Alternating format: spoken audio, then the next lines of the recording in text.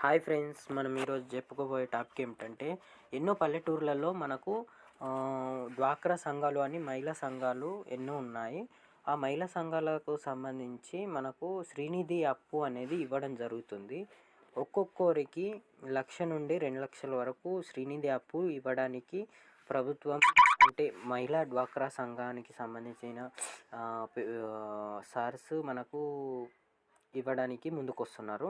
అప్పుడు మనము ఒక లోన్ లేపినప్పుడు మనకు ఎంత అప్పు కడుతున్నాం, ఎంత అసలుకు ఎంత వడ్డీ కట్ అవుతుంది అని మనకు తెలియపరచాలని ఒక యాప్ను ముందుకు తేవడం జరిగింది. అదేమిటంటే మన శ్రీనిధి యాప్ అనేది. ఆ శ్రీనిధి యాప్ను మనము ప్లే స్టోర్ నుంచి డౌన్లోడ్ చేసుకోవచ్చు. ప్లే స్టోర్ నుండి డౌన్లోడ్ చేసిన తర్వాత ఫస్ట్‌గా మనము ఆ శ్రీనిధి యాప్‌ను మనము ప్లే స్టోర్ నుంచి డౌన్లోడ్ చేసుకోవచ్చు. ఫస్ట్‌గా మనము ఇలా శ్రీనిధి యాప్‌ను ఇలా ఓపెన్ చేసిన తర్వాత అకౌంట్ లాగిన్ అని చూపెడుతుంది కదా!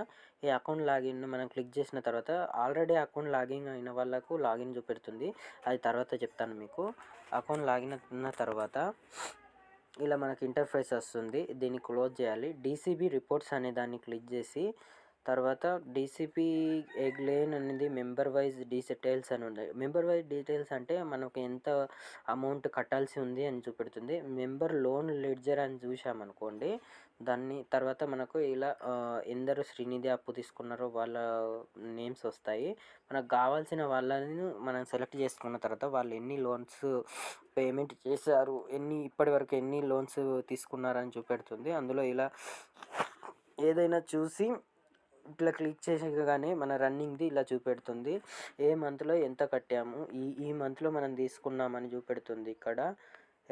ఇక్కడ ఫిబ్రవరి 3కి మనం లోన్ అనేది డిస్ట్రిబ్యూట్మెంట్ అయింది అని చూపెడుతుంది.